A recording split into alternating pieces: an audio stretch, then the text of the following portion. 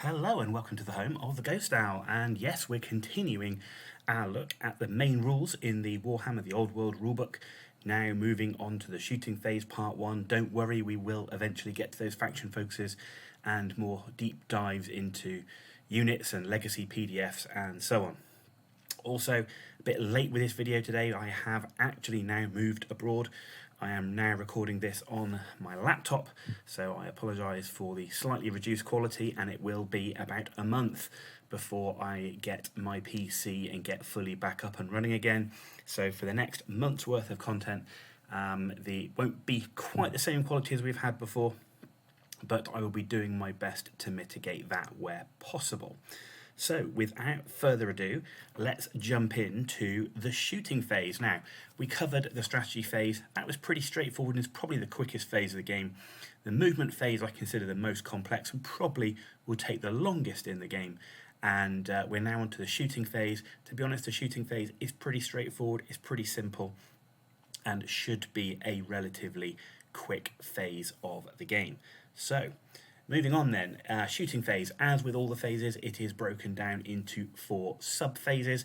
That is choose unit and declare target, the roll to hit, the roll to wound and make armor saves, and then the remove casualties and make panic tests. So starting up, you choose the unit and declare a target. So who can shoot? Only units armed with missile weapons, which also includes war machines, or that can cast magical missiles and magical vortexes can shoot.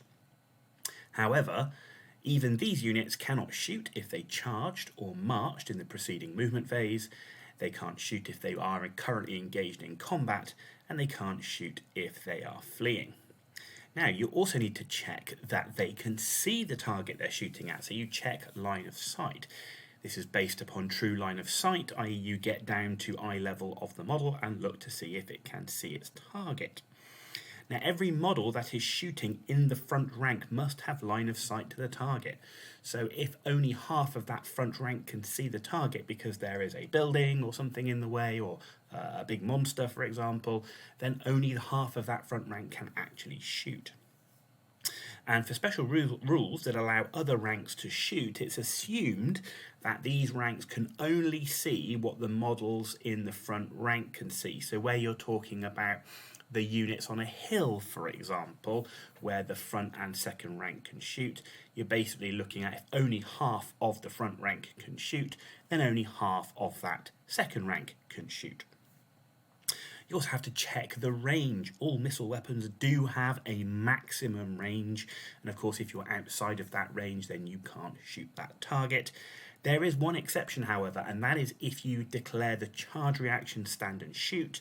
That is the only time you're actually able to charge outside the weapon's range, though there's not many missile weapons that have such short ranges. However, the ones that do, it's assumed that you're charging towards the enemy, you're closing the gap, and therefore you're closing into range to be able to shoot. So charge reaction stand and shoot can shoot outside of their maximum range. Okay, next up, so you choose your unit and declare target. So you declare your target. So you say, I want to shoot this target over here, and then you look at number of shots. So a unit can only shoot once per shooting phase, and each model only makes one shooting attack regardless of its attack's characteristics. So some models you'll see that have multiple attacks, so it's like 2 or 3 in their attack characteristic. That only applies to melee combat shooting. It is only one shot. And then you have split fire. So unlike something like Warhammer 40k, for example, units cannot split their fire between multiple targets. If they can't see the declared target or out of range, those models cannot shoot. So choose your targets wisely. Then you have to roll to hit. So if you've got a ballistic skill of 1, it takes a 6+ to hit. Ballistic skill 2, 5+, 3, 4+, 4, 3+, and a ballistic skill of 5, 2+. So ballistic skill of 5, that is the place to be. Now fast dice are allowed. Fast dice are where you're rolling essentially the entire unit's worth of dice in one go. And if you had a model in that unit which had a different ballistic skill, you can either roll a different coloured dice, or you can roll it separately. Now, rolls of a natural 1 are always a failure regardless of modifiers. Now, rolling to hit. What if you've got models that have a ballistic skill better than 5? Well, given that you're already hitting on a 2+. Well, ballistic skill of 6 and above does allow you to get re-rolls. So if you have a ballistic skill of 6, you roll to hit on the 2+, but if you do roll a 1, you can roll to hit again. However, you don't re-roll like you would normally re-roll and hit on the same number. You actually only hit on a 6+, and that goes all the way 7, 8, 9, and ballistic skill 10 is the only one that allows you to roll first on a 2+, and if you fail, re-roll that and hit again on a 2+. So there is value in having a ballistic skill higher than 5, although it wouldn't first appear so. To hit modifiers. So to hit modifiers are cumulative. So these are things that are going to make your roll to hit worse or better in some cases, but they do stack. So if you have 2 modifiers that give you a -1, then that will actually stack as a -2. So the generic common hit modifiers are as follows, though there are others which can come as a result of spells and other things. However, these are the generic ones that you will see throughout most play. So if a unit moves and then shoots, it will do so at -1. If you fire at long range, which is, that will also give you a -1. If you stand and shoot, charge reaction is at a -1. Then targets behind partial cover is -1, and target behind full cover is -2.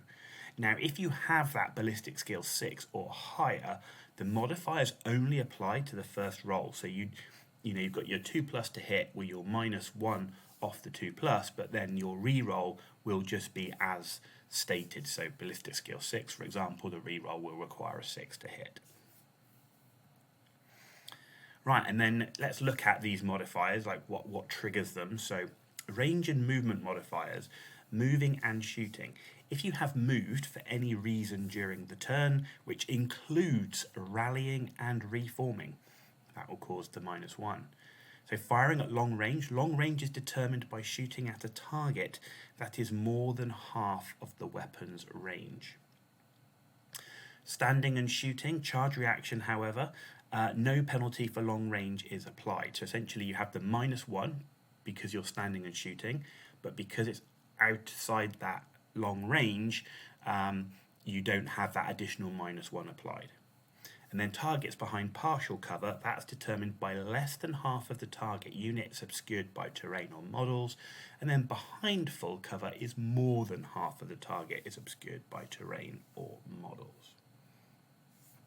And then we look at these modifiers can make it so that you need a 7+ to hit. So if you have 5+ to hit, let's say, because you've got a ballistic skill of 2, and you moved and shot, which was at a -1, and then you were shooting at a target in partial cover, that would be -2. That would give you a 7+ to hit. Now, of course, you're rolling a d6, 7+ is impossible.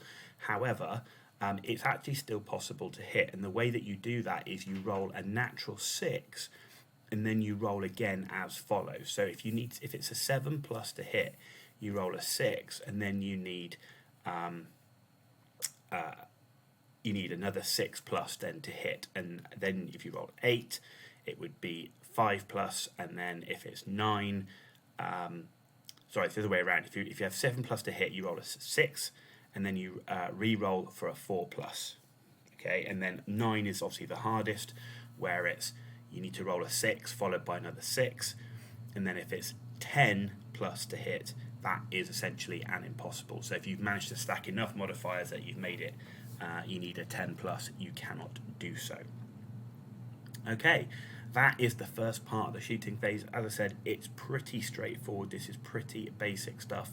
I get that many of you who are veterans will know all of this thing, but say for those of you that are new to the game or wanting to refresh themselves with the rules, or even just check the rules versus previous versions of Warhammer Fantasy, with the 7+ to hit, the modifiers, the higher ballistic skills and so on, they are defined. So hopefully that was useful to you. If it was, give it a thumbs up. If it wasn't, give it a thumbs down.